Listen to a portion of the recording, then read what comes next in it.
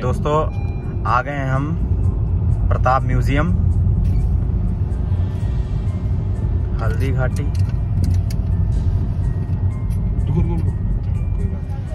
तो ये है एंट्रेंस गेट और यहाँ पे लिखी है प्रवेश फीस 120 रुपये अडल्ट और बच्चों के लिए 3 से 10 वर्ष के बीच में उनका 60 रुपये है। और गाइड सुविधा तो ऑलमोस्ट हर जगह मिल ही जाएगी आपको। और ये है बाहर का व्यू। चलिए हम अंदर चलते हैं, उसके बाद आपको दिखाते हैं।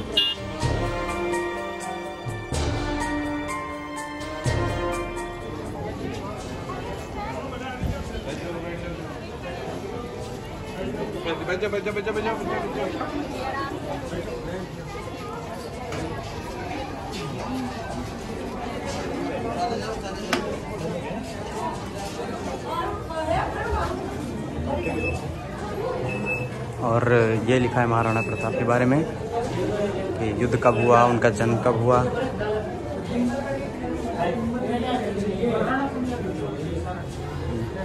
जय श्री कृष्ण। और ये हल्दी घाटी के युद्ध के बारे में।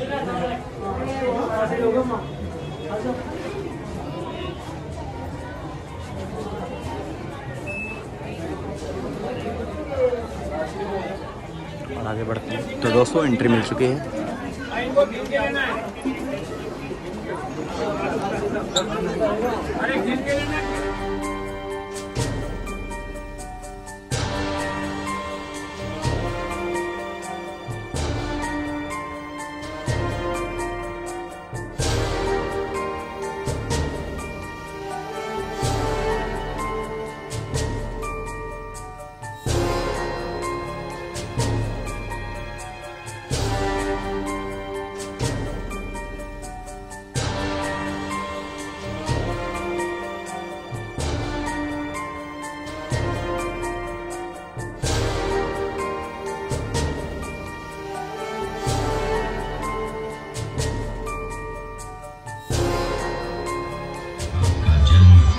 जिले के अखेराज सोनगरा की पुत्री एवं महाराणा उदय सिंह की महारानी जयवंत कंवर की कोख से विक्रम संवत 1597 में अर्थात 9/9/1540 को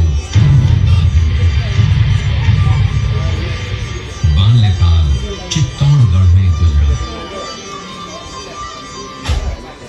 सन 1567 में अकबर ने जब चित्तौड़गढ़ पर आक्रमण किया तो मेवाड़ के प्रमुख सरदारों और सेना नायकों के आग्रह पर महाराणा उदय सिंह ने चित्तौड़गढ़ छोड़ दिया। अपने देश, कुल, गौरव और मातृभूमि की मर्यादा के लिए प्राण न्योछावर करने वाले योद्धाओं और ललनाओं से प्रताप ने न केवल सीख की बल्कि ये घटना उनके जीवन का आधार बनी। 1572 को महाराणा उदय सिंह का देहांत हुआ। प्रताप की ज्येष्ठता और योग्यता को ध्यान में रखते हुए सरदारों ने उनको राजगद्दी पर आसीन किया। होली के दिन उनका गोगुंदा में राज तिलक हुआ। उस समय तक लगभग सभी राजाओं ने अकबर की अधीनता स्वीकार कर ली थी। एकमात्र महाराणा प्रताप ने अपना मस्तक अकबर के आगे नहीं झुकाया। प्रताप मुगलों से लोहा लेने की तैयारी में जी जान से जुट गए। 18 जून 1576 की सुबह हल्दी घाटी और खंगोर के मध्य एक मैदान में ऐतिहासिक युद्ध हुआ। महाराणा प्रताप की सेना गोगुंदा से हल्दी घाटी पहुंची, जबकि सेनापति मानसिंह के नेतृत्व में मुगल सेना ने हल्दी घाटी के ठीक नीचे मैदान में अपना मोर्चा जमाया। मुगल सेना के हरावल दस्ते द्वारा घाटी में घुसपैठ करने के प्रयास की प्रतिक्रिया स्वरूप महाराणा प्रताप की सेना मुगलों पर टूट पड़ी। प्रताप के हरावल सैन्य दलों का नेतृत्व पठान हाकिम खासूर कर रहे थे। भीलू राणा, जो राणा पूंजा के नाम से भी जाने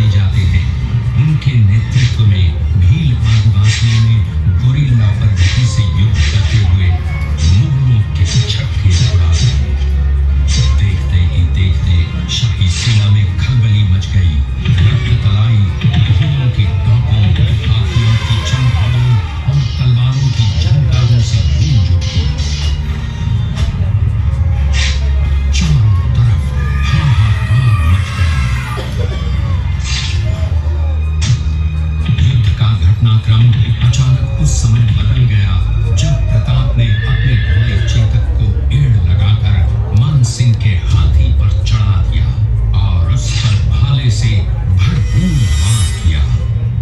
मान सिंह हौदे में दुबक गया। हाथी से उतरते समय चेतक की एक टांग कट गई। इस स्थिति को भांपकर महाराणा प्रताप के हमशक्ल सेनापति झालामान ने महाराणा प्रताप से आज्ञा लेकर उनका राजमुकुट धारण किया। मुगल सेना झालामान को महाराणा प्रताप समझकर उन पर टूट पड़ी और झालामान शहीद हो गए। उधर चेतक ने अपने स्वामी को 5 किलोमीटर तक 3 टांगों पर ही लेकर एक बरसाती नाले को पार किया। उसके पश्चात उसके प्राण पखेरु उड़ गए। इस युद्ध से महाराणा प्रताप के मन पर गहरा प्रभाव पड़ा। परिणाम स्वरूप उन्होंने मुगलों पर विजय प्राप्त करने तक राजसी ठाट बाट छोड़ने और पत्तों पर भोजन करने का प्रण लिया, जिसे उन्होंने जीवन भर निभाया। महाराणा प्रताप ने अपना सैन्य बल बढ़ाकर सर्वप्रथम अरावली पर्वत की घाटियों में बसे दिवेर पर चढ़ाई कर विजय प्राप्त की। इसके बाद कुंभलगढ़ पर भी विजय प्राप्त की। सिर्फ चित्तौड़गढ़ को छोड़कर सारे मेवाड़ को अपने अधीन कर लिया। कालांतर में महाराणा ने चावंड में अपनी राजधानी स्थापित की।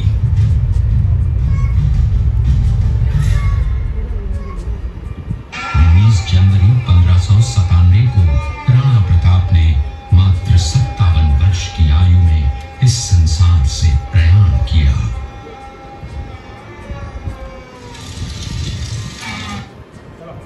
दृश्य चूड़िया गांव का है।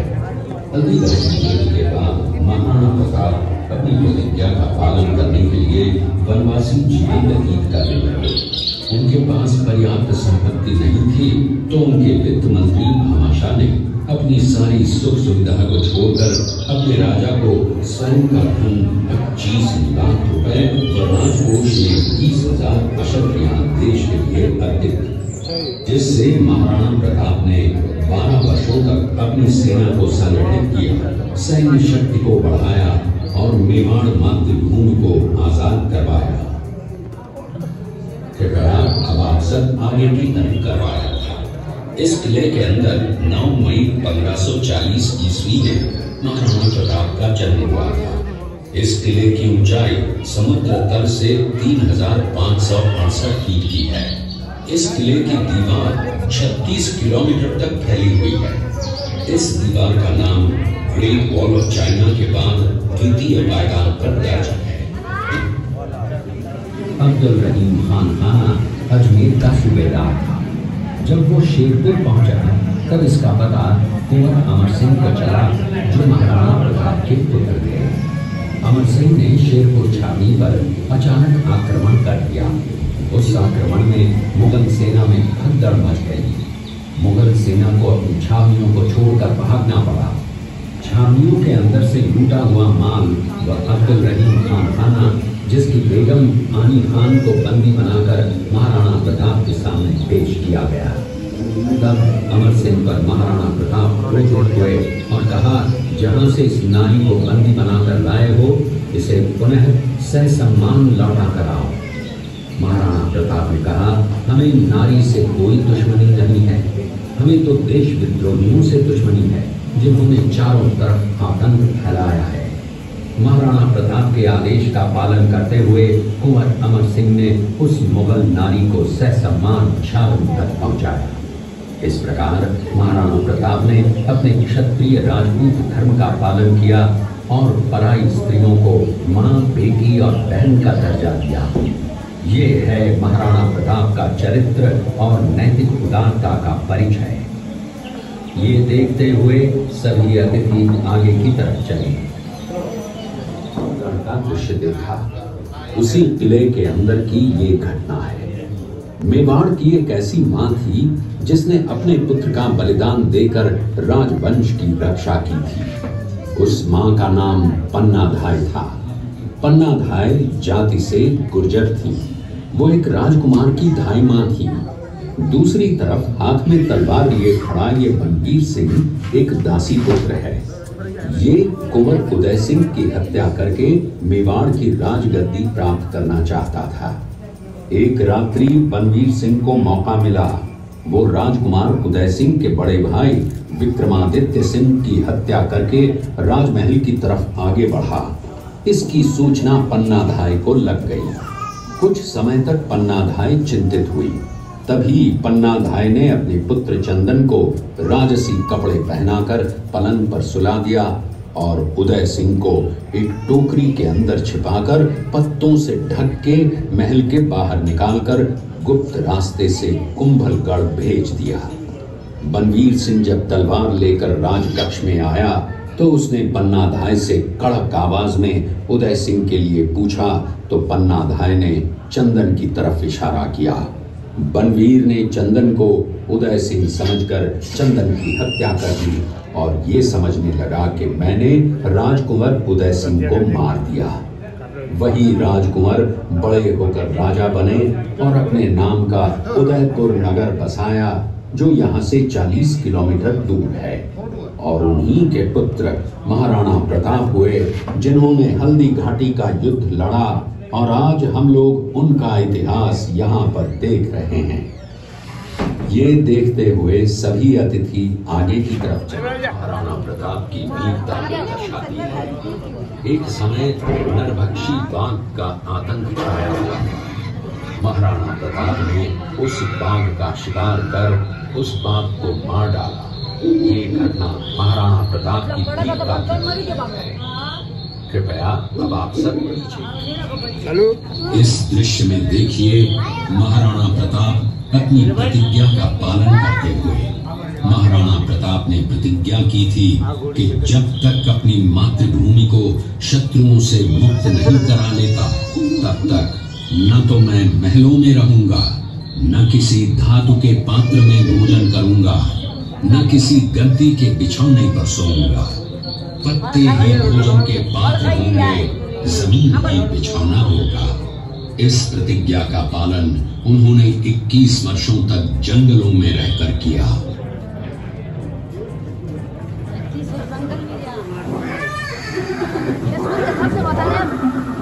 ये दृश्य महाराणा प्रताप और सुविख्यात स्वामी भक्त घोड़े चेतक के अंतिम हल्दी घाटी युद्ध के बाद चेतक घोड़े ने 22 फीट के एक बरसाती नाले को पार किया। ये उसी समय का दृश्य है। पास में खड़े महाराणा प्रताप के छोटे भाई शक्ति सिंह हैं, जो पहले मुगल सेना में थे। बाद में वो महाराणा प्रताप की तरफ आए, माफी मांगी और अपना घोड़ा महाराणा प्रताप को दिया। ये देखते हुए सभी अतिथि आगे की तरफ चले। किस चीज का दे रहे थे आप? ये अभी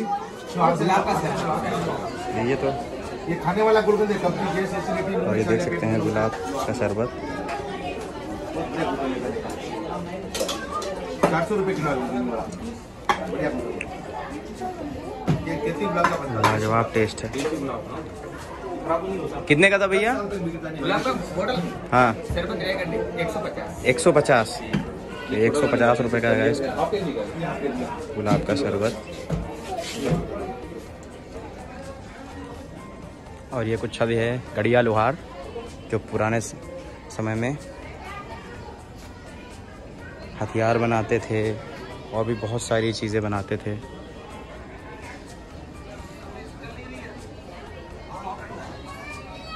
और ये काल बेलिया। और ये हैं राजस्थानी गवरी कलाकार। गवरी कलाकार इनको बोलते थे।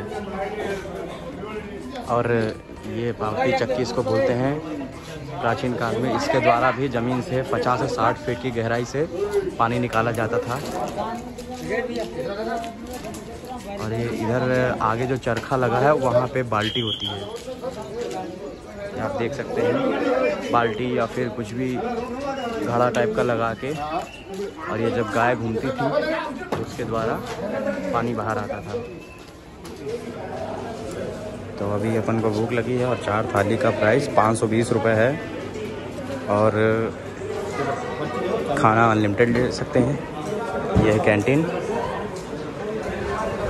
और दिखाएंगे आपको खाने में क्या है।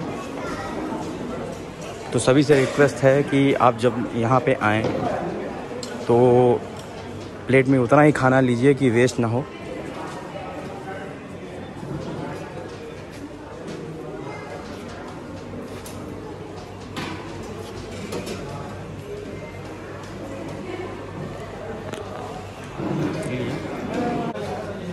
ये नीचे बाटी रखी है, रोटी है, ये चावल है और ये रायता और ये दाल है और यहाँ पे भिंडी की सब्जी, अचार और ये कैंटीन है। तो दोस्तों ये है अपनी प्लेट 130 रुपये इसकी कॉस्ट है। खा के देखते हैं कैसा है। तो दोस्तों हम लोगों ने खाना खा लिया है और ये छोटा सा पॉन्ड आप देख सकते हैं मेरे पीछे। तो बस आज की सेवा यहीं पर समाप्त होती है और कैसा लगा ये व्लॉग बताइएगा ज़रूर और मिलते हैं आप लोगों से नेक्स्ट वीडियो में। तो अभी हम लोग निकलते हैं सीधे के सीधे अपने घर की तरफ। बहुत लंबी डेस्टिनी है, पहले जाना जयपुर, जयपुर से फिर बहराइच। अराउंड मेरा सफ़र पड़ रहा है 1000 किलोमीटर मुझे रन करना है अभी गाड़ी। और मिलते हैं फिर नेक्स्ट ब्लॉग में। तब तक के लिए जय हिंद, जय भारत।